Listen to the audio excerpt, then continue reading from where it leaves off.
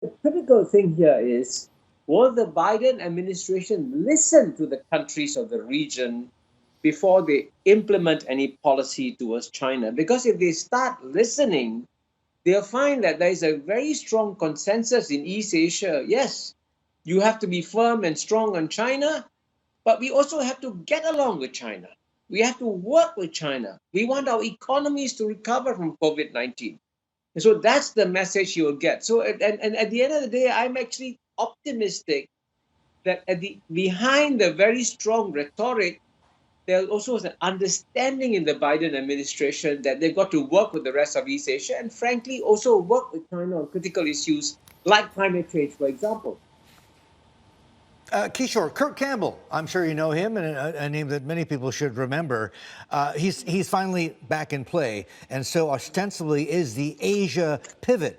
Is the Asia pivot, as it was conceived by him under Hillary Clinton during the Obama administration, is the Asia pivot as we understand or know it, what the kind of approach you were talking about? Well, actually, significantly, if you Google, you'll find that Kurt Campbell and I argued on the same side in a debate organized by Intelligence Squared United States. And both Kurt and I argued in that debate that coronavirus is shaping the world in favor of China. You can Google it and see it. Now, in your question on pivot to Asia, a large part of the pivot to Asia was the economic pivot to Asia. And Obama, I must say, was very wise about in pushing for the Trans-Pacific Partnership.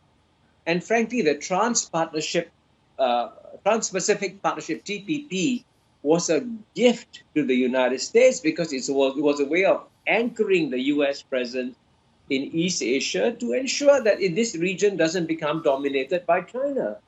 And of course, one of the saddest things that the Trump administration did on the first day in the office was to withdraw from the TPP, and that was a geopolitical gift to China, very clearly. And so the question, therefore, is, can the United States come back to the Trans-Pacific Partnership?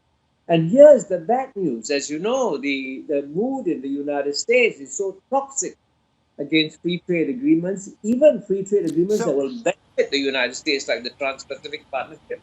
So if you want to do a real pivot, the US should find ways and means of coming back, maybe in a very subtle, indirect way, into the Trans-Pacific Partnership.